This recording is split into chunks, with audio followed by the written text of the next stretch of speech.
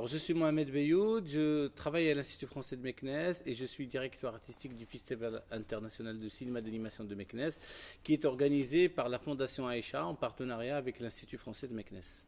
Est-ce que c'est important pour toi de venir dans d'autres festivals comme ça? Oui, très important parce que ça permet de consolider les contacts que j'ai déjà avec les personnalités et les professionnels de films d'animation, que ce soit en France ou ailleurs. Ça permet aussi de voir des choses, de voir des films, parce que nous sommes quand même dans un pays où c'est difficile de voir des films d'animation en dehors du circuit commercial. Donc ça permet de voir du court métrage, ça permet de voir du long métrage aussi indépendant. Et puis ça permet, comme je disais tout à l'heure, de rencontrer des gens et voilà, de voir des réalisateurs, des producteurs et puis de réfléchir. Alors pour cette année, la programmation est bouclée, mais peut-être pour 2016, ça donne des pistes et des idées. On a l'impression qu'il y a un lien entre image par image et le FICAM, qui est notamment l'idée de rencontrer des jeunes et d'aller leur proposer aussi un peu autre chose. L'année dernière, par exemple, en début de long métrage, il y avait un court métrage de Norman McLaren devant Oui. chaque film, enfin voilà, de tenter autre chose Oui, avec... tout à fait. En fait, je pense que c'est deux festivals qui ont le même esprit, c'est-à-dire nous souhaitons faire de la sensibilisation, de l'éducation à l'image, puis c'est deux festivals qui ont le même âge, 15 ans. Alors nous sommes encore à la 14e édition parce qu'il y a une année où on a fait un break, on va dire. Et puis surtout, il y a quand même voilà, de l'amitié, on va dire. Il y a aussi d'amitié entre moi et Yves Bouvray, une amitié qui s'est nouée grâce à ce festival. Nous avons déjà monté un partenariat par le passé sur la réalisation d'un court-métrage documentaire animé avec des lycéens de Meknès et Samuel Lial, qui est réalisateur français, qui est venu grâce à Image par Image, qui a travaillé avec des lycéens de Meknès, comme je disais, qui ont monté un court-métrage où ils racontent leur vie, ils racontent leur frustration, leur rapport à la société. C'était un moment très fort. Et puis on a continué, nous avons monté d'autres projets. Et là, pour 2015, pour Meknès en tout cas, nous avons deux réalisatrices françaises qui viennent pour encadrer des lycéens, mais aussi des étudiants de la première école publique de cinéma et d'audiovisuel au Maroc, l'ISMAC, l'Institut supérieur des métiers de l'audiovisuel et du cinéma. Donc elles vont encadrer deux plateaux où des jeunes étudiants marocains vont réaliser des courts-métrages d'animation. Donc on sent l'importance du dialogue finalement, et j'ai l'impression des fois du dialogue dans la programmation, même si, comme tu disais, une année, c'est pas forcément les mêmes personnes qui vont aller à image par image, mais on sent un lien par rapport à ça. Et cette année, il y a un événement assez exceptionnel, Ouais. puisqu'il y a Isao Takahata qui vient, qui est déjà venu à image par image, qui était déjà venu au FICAM, et notamment aussi avec l'avenue, enfin, Ilan Nguyen, évidemment, qui aide beaucoup ça. C'est j'aime pas le mot réseau, mais en tout cas, il y a vraiment des liens, comme tu dis, d'amitié, comme ça. Mais j'appellerais ça plutôt de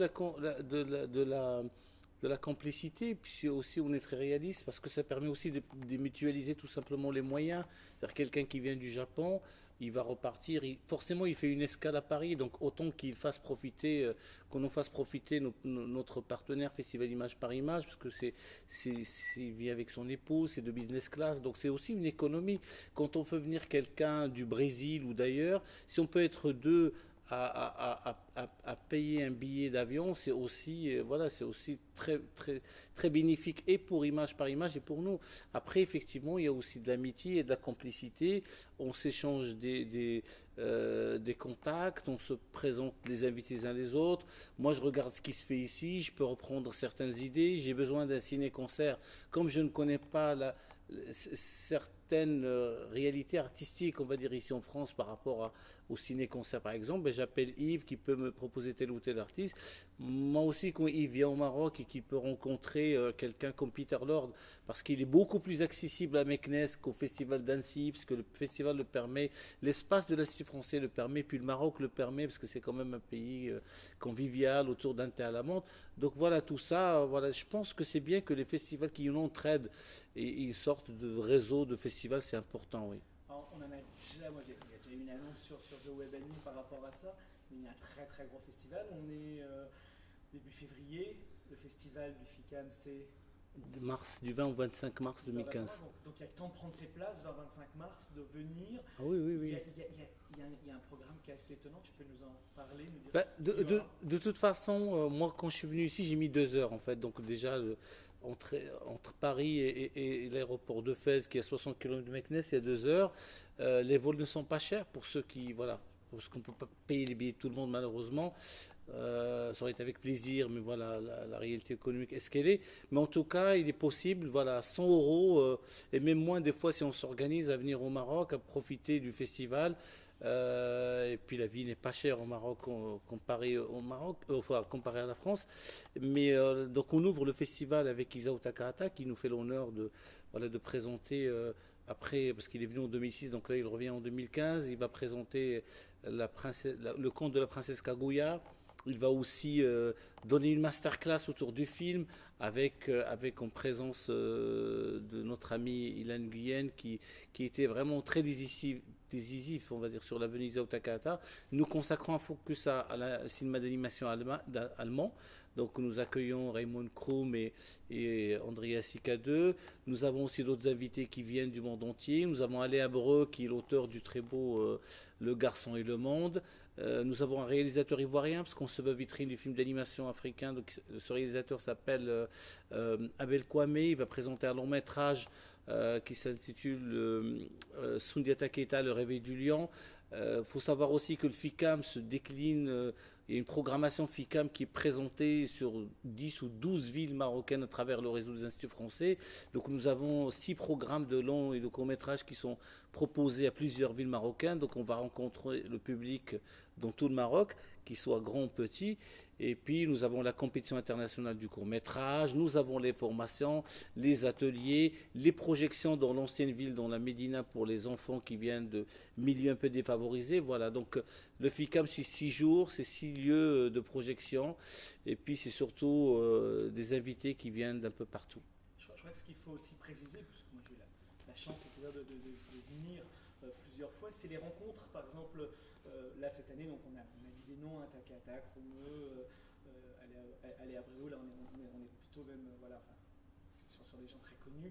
Il y a Franck Dion qui est dans la oui, bien sûr, du jury, bien sûr, qui est très connu aussi maintenant, mais bien voilà. sûr, bien sûr. Mais il y a beaucoup de gens qui sont présents, et c'est les rencontres qui sont plus faciles. Tu le disais, on peut rencontrer Peter Lord et on peut parler, alors qu'à Annecy c'est impossible, pour que les gens viennent et se disent aussi l'importance pour eux en tout cas de venir à Meknès, c'est que d'un seul coup là il y a des rencontres réellement faisables, on va dire. Ben, le festival est un peu à l'image du pays et de son peuple. C'est-à-dire, ce que je disais tout à l'heure, c'est un festival dont l'hospitalité est d'abord je pense, l'une des premières qualités, je pense.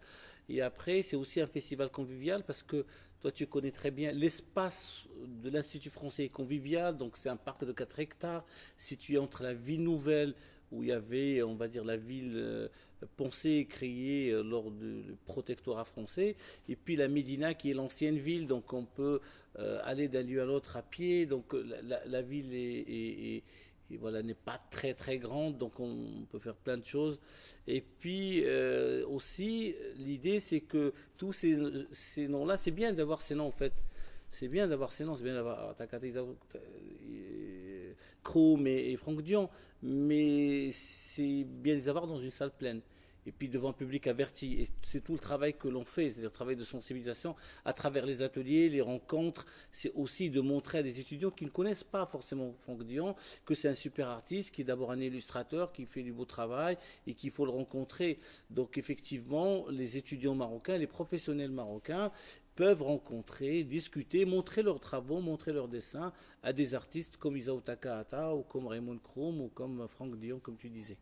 Dernière question, est-ce que tu ressens toi une évolution depuis le premier FICAM jusqu'à aujourd'hui? Est-ce que tu sens qu'il y a des gens qui sont sortis, qui sont venus au FICAM et qui maintenant deviennent des réalisateurs, des réalisatrices d'animation un peu plus confirmés? Est-ce que tu sens justement qu'au Maroc, il y a peut-être une industrie et surtout peut-être aussi des auteurs qui naissent et en partie grâce au FICAM? Bien sûr, mais sur ce point-là, il y a encore du travail, ça on le sait. Il y a encore du travail, il faut qu'il y ait des filières d'animation, une école d'animation pour qu'on puisse vraiment progresser. Donc là, il y a encore du boulot. La progression au niveau du festival, on la sent parce que, les salles sont pleines, les projections sont pleines, ce qui n'était pas le cas il y a 5-6 ans sur certaines projections. Il y a des étudiants qui viennent. on était à 20 étudiants, maintenant nous sommes à 70, 80 et on commence même à réfléchir, à revoir nos formules de formation et tout ça.